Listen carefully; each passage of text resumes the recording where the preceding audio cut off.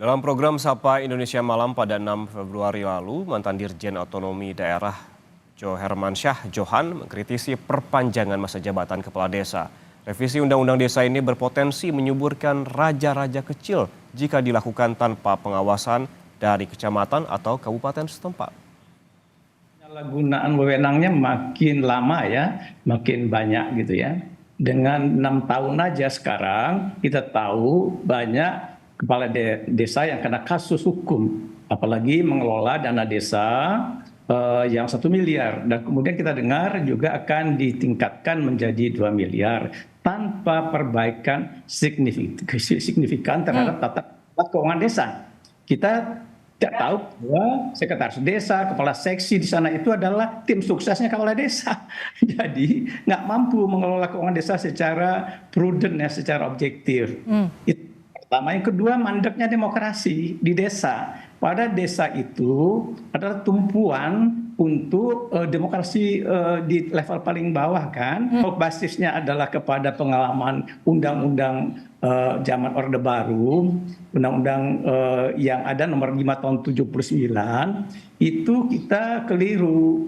Zaman Orde Baru itu kan sentralistik ya, 2x8, kemudian politik desa itu menjadi daerah basis untuk pemenangan pemilu dari partai golongan karya zaman itu. Kepentingan politiknya sangat kuat.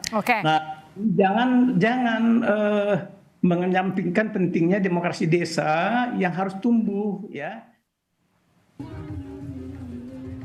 Sebelumnya Selasa 6 Februari, perangkat desa dari Asosiasi Pemerintah Desa Seluruh Indonesia (APDESI) kembali menggelar doa bersama hingga sujud syukur usai DPR menyetujui revisi Undang-Undang Desa.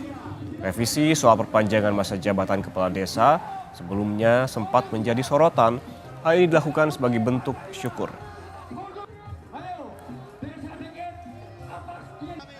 Terasa sekali polarisasi di masyarakat ketika 6 tahun emang begitu singkat. Ketika kondusif masyarakat polarisasi diperbaiki dalam bentuk teman-teman di tingkat desa masing-masing, jabatan kita langsung habis. Harusnya ketika polarisasi selesai, kondusif, nyaman, maka pembangunan tetap berjalan. Itulah yang membuat kita kenapa singkat. Kenapa?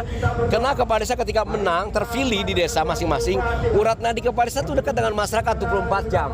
Ya itulah, sehingga cukup singkat. Jadi harapan kita dengan 8 tahun ini, sesungguhnya 8 tahun bukan hal yang baru. Karena pernah terjadi dulu ya, 8 tahun 2 periode juga.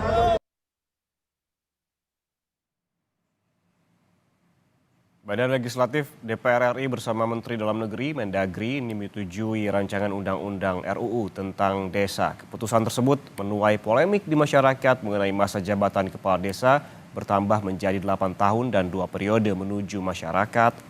Dan menurut masyarakat, kepada desa ataupun kepala desa berpotensi melakukan korupsi. Tidak setuju. Alasannya apa? Karena dari jabatan yang 6 tahun aja kepala desa itu belum memenuhi dari harapan masyarakat. Alasan menolak 8 tahun ya Mas ya, 2 periode. Kesempatan untuk korupsi sangat besar sekali. Kalau kades amanah nggak masalah sih. Kalau tidak amanah kan sangat merugikan warga. Ya 8 tahun terlalu lama ya kan. Jadi saya rasa yang 5 tahun juga kelihatannya belum tuntas. Kalau 8 tahun saya rasa itu kebanyakan yang ditakutkan terindikasi korupsi atau hal-hal yang lain terlalu lama. Yang 5 tahun juga kan pembangunan kalau saya lihat belum pada tuntas-tuntas.